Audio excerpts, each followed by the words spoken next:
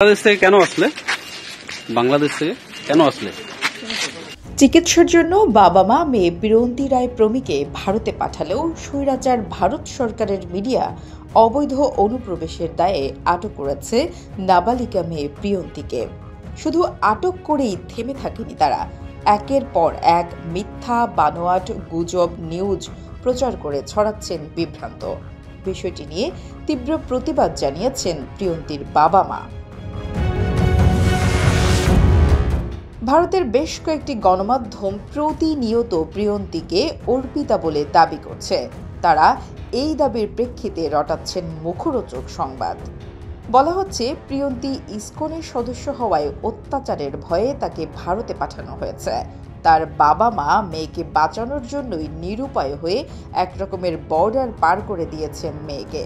কিন্তু কিশোরী মেয়ের বাবা মা বলছেন, প্রিয়ন্তী অসুস্থ হওয়ায় ভারতে আত্মীয়ের বাড়িতে চিকিৎসার জন্য তাকে পাঠিয়েছেন তারা। ভারতীয় বেশ কয়েকটি সংবাদের চ্যানেলে দেখা যায়, প্রিয়ন্তীকে একটি কারে তোলা হচ্ছে এবং বারবার তাকে প্রশ্ন করা হচ্ছে কেন বাংলাদেশ থেকে ভারতে গিয়েছেন সে। এছাড়াও এর বাইরেও বারবার তাকে প্রাণে বাঁচার জন্য ভিক্ষা চেয়ে ভারত সরকারের কাছে নাকি তিনি আকুতি করছেন বলেও সেই সংবাদগুলোতে প্রচার করা হচ্ছে। তবে সাংবাদিক বা আইন শৃঙ্খলা বাহিনীর কারও কোনো প্রশ্নের উত্তর দিতে দেখা যায়নি প্রিয়ন্তীকে।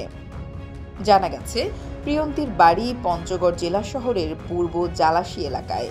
সে ওই এলাকার জয়দেব চন্দ্র রায় ও অনুরাধা রায় দম্পতির মেয়ে। মা গৃহিণী হলেও বাবা একটি মেডিকেল অফিসার হিসেবে পরিচিত এলাকায়। তারা জানান, হিন্দু মুসলিম মিলেমিশে বছরের পর বছর ধরে পঞ্চগড় এলাকায় বসবাস করছেন তারা। তাদেরকে কেউ কোনোদিনও কোনো ক্ষয়ক্ষতি করেনি, কিংবা মুসলমান অথবা সাম্প্রদায়িকতার দাঙ্গায়ও তারা কোনোদিন ক্ষতিগ্রস্ত হননি। অন্য কারো দ্বারা কখনোই অত্যাচারিত হননি বলেও অকপটে স্বীকার করছেন প্রিয়ন্তীর বাবা এবং মা। বিষয়টি নিয়ে পঞ্চগড়ের পুলিশ সুপার মিজানুর রহমান মুন্সি গণমাধ্যমকে বেশ কয়েকটি তথ্য জানিয়েছেন। তিনি বলেছেন, এটি উদ্দেশ্যপ্রণোদিতভাবেই ভারত সরকার এই বিষয়গুলোকে বারবার হাইলাইট করছে। প্রিয়ন্তীর বাবা মায়ের সাথে তিনি কথা বলেছেন বলেও জানিয়েছেন পুলিশ সুপার। এছাড়াও প্রিয়ন্তীকে উদ্ধারে প্রয়োজনীয় ব্যবস্থা নেওয়ার আশ্বাস দিয়েছেন তিনি।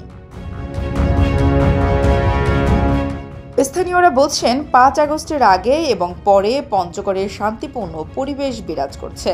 শিক্ষা প্রতিষ্ঠানে হিন্দু মুসলমান সবার স্বাভাবিক উপস্থিতির মধ্য দিয়েই সুষ্ঠু এবং সুন্দর পরিবেশে চলছে তাদের পাঠদান কার্যক্রম। এছাড়াও স্বাভাবিক নিয়মে চলছে হিন্দু মুসলমানদের পূজা, ধর্মীয় আরাধনা সহ দৈনন্দিন সব কাজকর্ম।